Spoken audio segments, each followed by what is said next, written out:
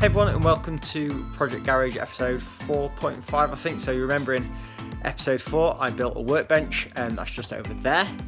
Well, I've started to get some boxes on, and as you can see it's a little bit full and everything's just getting a bit stacked and clumpy. So what I've decided to do is stick a shelf halfway up so we can make better use of the space underneath. Now to do that I've got myself a sheet of 9mm plywood or plyboard, you can see that here.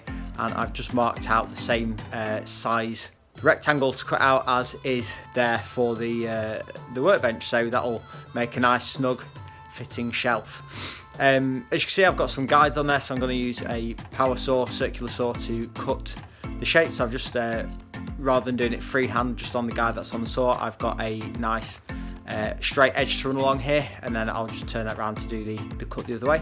Once that's done, I'll just need to take some notches out for the legs of the workbench, be able to screw that in with a couple of battens, and hopefully that solves another problem. So the workbench is currently taken apart. As you can see there's a worktop there, and it's stood on its side at the minute. We're just adding this, well, looks like a brace at the minute, but when it's stood the right way up it'll be another leg in the middle. I'm going to put one in the back as well. There's just one missing at the moment, and that's going to provide some additional support for the top of the workbench so it doesn't sag in the middle, and also it's going to be really useful for attaching the braces to, just to support the shelf that I'm putting in the middle. Okay, so that's the braces in front and back, as you can see now.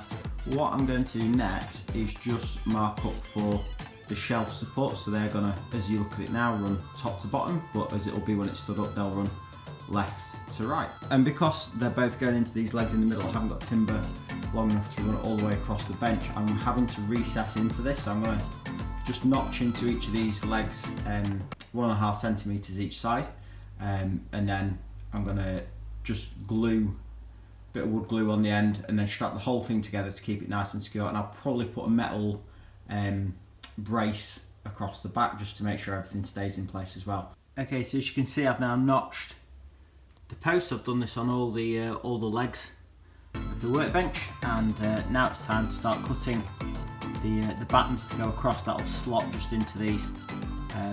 I know I said earlier I was going to probably glue and maybe screw these, but actually thinking about it, once the shelf is on, actually that's going to screw down into these battens, so they shouldn't move. So I may not actually glue them and screw them, but we'll think about that later. Okay, so that's the first two cross sections, I suppose, cross members cut. You can see there I've just slotted those into the gaps, and yeah, just time to get the other two done. Slot those into the gaps to the side, and hopefully we'll be able to get the shelf on. Excellent. So as you can see now we've got all of the cross members in to take the shelf. So next thing, cut the notches in the shelf for the legs, for the uprights, and get that on. Excellent. So there we go. Workbench is back in position, screwed back to the wall with a new shelf.